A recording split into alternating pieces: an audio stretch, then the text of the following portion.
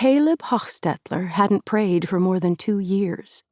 But here, on a secluded Florida beach, on this windy June morning, he figured he'd give God one last chance. God, let Trevor Abbott be in this house. That's all I'm asking. I'll take it from there.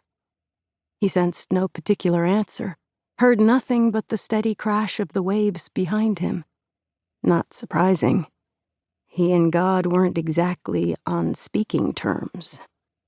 Caleb squinted up at the wooden house, set high on stilts, windows glowing in the last darkness before the dawn, and he set his jaw. Truth was, he didn't much care what God had to say anyway.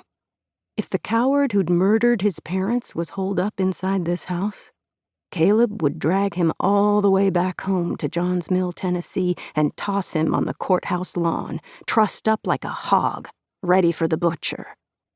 He moved up the steep steps soundlessly, the way Milt Masterson had taught him. Technically, he wasn't supposed to be moving at all.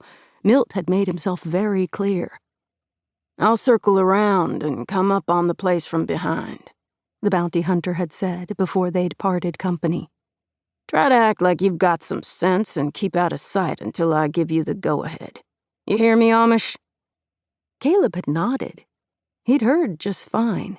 But as Dat had often pointed out, hearing and listening were two different things. Caleb respected Milt because the man was a legend in this business. But he was in his late 50s, a good 30 years older than Caleb, and the shrapnel he'd caught in his leg in Afghanistan slowed him down more than he liked to admit. The old wound troubled him more as the years went by, and that was the only reason he'd hired Caleb to tag along and help out with jobs. Milt was tough as nails, and Caleb had learned a lot from him, but the criminals they brought in were usually thieves or drug addicts who'd skipped bail, not killers.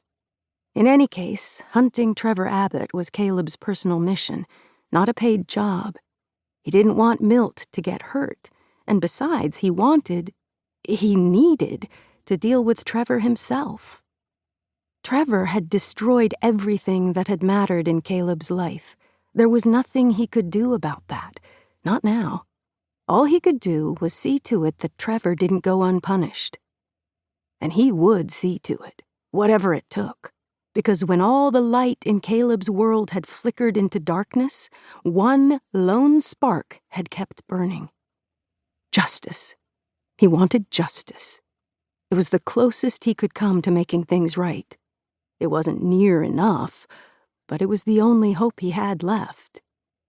He'd made it to the top of the steps, and he paused, scanning the windows. They were veiled with filmy curtains, and although lights were on, he saw no movement. Likely Trevor was still in bed, and he'd just left the lights burning. Wasteful and lazy. Yeah, that sounded like Trevor. Caleb crossed the deck, putting his heel down first, then rolling his foot forward as Milt had showed him. His heart was pounding, his fists clenched and ready. According to the information Milt had gleaned from his collection of under-the-table sources, Trevor had been hiding out here for weeks.